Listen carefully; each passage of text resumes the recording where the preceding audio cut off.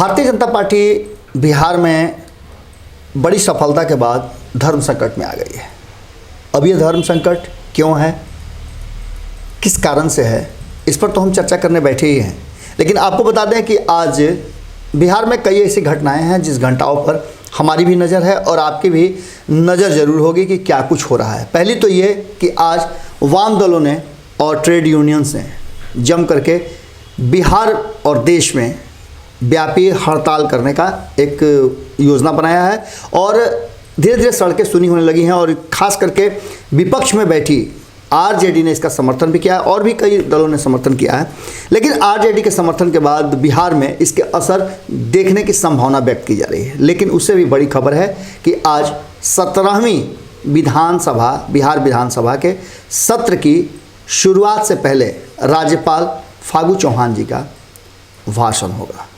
सदन के दोनों ही सदनों को एक साथ संयुक्त संबोधित करेंगे और बिहार सरकार के आने वाली योजनाओं पर विचार रखेंगे।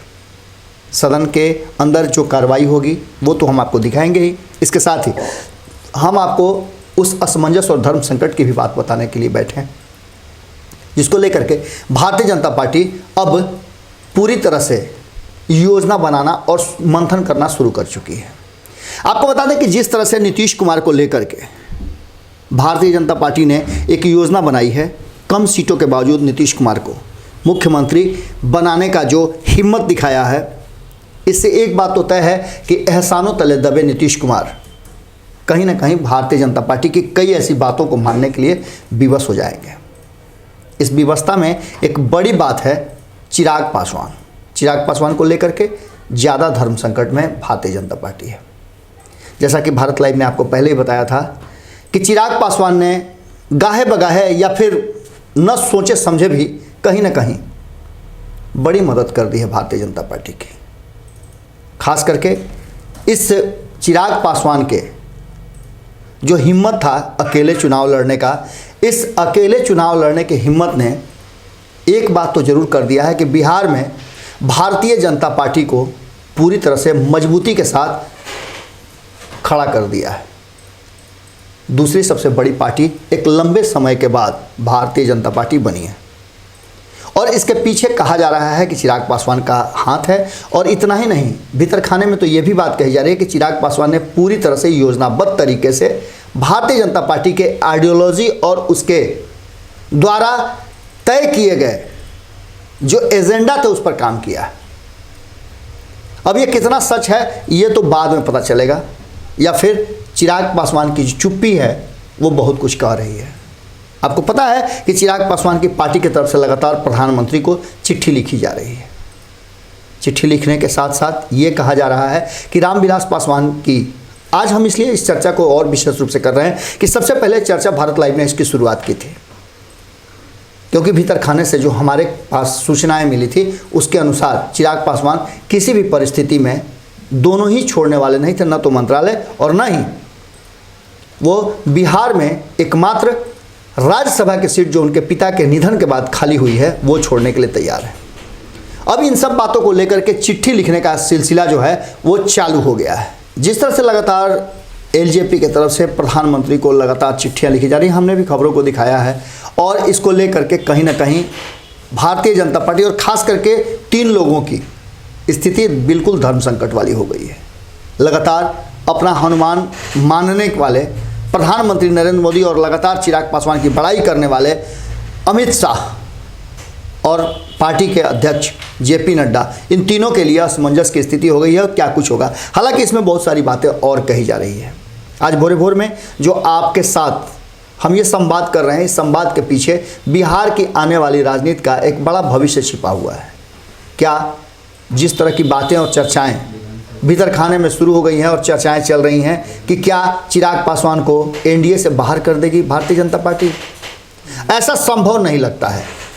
जो हमारा एंगल है, जिस नज़रिए से हम देख रहे हैं, उस नज़रिए से भारतीय जनता पार्टी खुद को अपने ही पैर पर कुल्हाड़ी मारना नहीं चाहेगी। वो भारतीय जनता पार्टी जो किसी भी परिस्थिति में सबको साथ लेकर के चलने की बात करती है, सबका साथ सबका विकास की बात करने वाली भारतीय जनता पार्टी के सामने नीतीश कुमार बहुत बड़ा कोई फैसला नहीं ले सकते हैं। और उस स्थिति में तो और नहीं ले सकते हैं जब वो खुद किसी भी परिस्थिति में सरकार बनाने की स्थिति में नहीं है।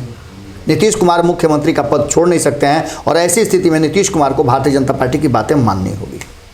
चिराग पासवान की चुप्पी बहुत कुछ कह रही है। लगातार चिराग पासवान ने छठ के बाद कई तरह के कार्यक्रम जो करने की बात कही थी, उन सारे कार्यक्रमों को उन्होंने स्थगित कर दिया है।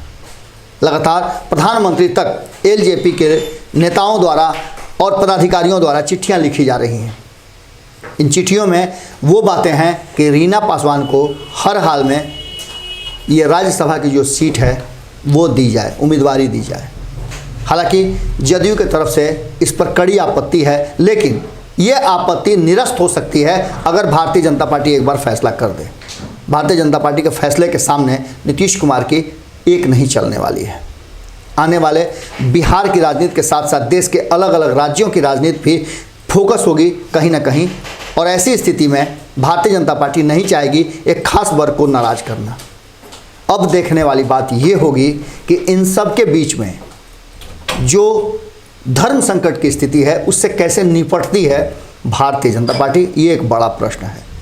पर इस धर्म संकट से निपटने का कहीं ना कहीं चिराग पासवान की चुप्पी ये बता रही है कि रास्ता निकाल लिया है भारतीय जनता पार्टी ने। बहुत जल्दी उसका भी खुलासा आपको होगा। 2 दिनों तक और आज और कल विधानसभा का सत्र चलेगा, उसके बाद से पूरी राजनीति होगी और इस राजनीति में सड़क से लेकर सदन तक का जो संघर्ष है वो आपको देखने को मिल सकता है। इसके बाद भारतीय जनता पार्टी और खास करके एलजेपी के संबंधों के बीच में जदयू क्या कुछ करती है, नीतीश कुमार कितना ज़्यादा सहज असहज होते हैं, ये भी बातें आपको माननी पड़ेगी। जिस तरह से विधानसभा अध्यक्ष के चुनाव में जेडीयू के चुप्पी के बावजूद भारतीय जनता पार्टी ने जम करके घेरा विपक्ष को और सफलता प्राप्त की, उसने एक बात तो तय कर दिया है और इस बात को मुहर भी लगा दी है कि अब आने वाले समय में बिहार की राजनीति को लीड करेगी भारतीय जनता पार्टी। जुड़े रहे भारत लाइव के साथ, खबरों का सिलसिला लगातार जारी है। नमस्कार। अगर ये वीडियो पसंद आई और वह बिहार के राजनीति और बिहारियत से सरोकार रखेनी तो सब्सक्राइब बटन दबा के चैनल के सब्सक्राइब कर ली। ओजे एगो घंटी बा, ओकरा बटन दबा देला से कुल सटीक और मारक खबर रुआ मुफ्त में मिल जाई। अगर रुआ पत्रकारिता के हमनी के नया प्रयोग में सहयोग कर चाहतानी तो ज्वाइन बटन दबा दी। पेटीएम नंबर नोट कर ली 9386816700। धन्यवाद।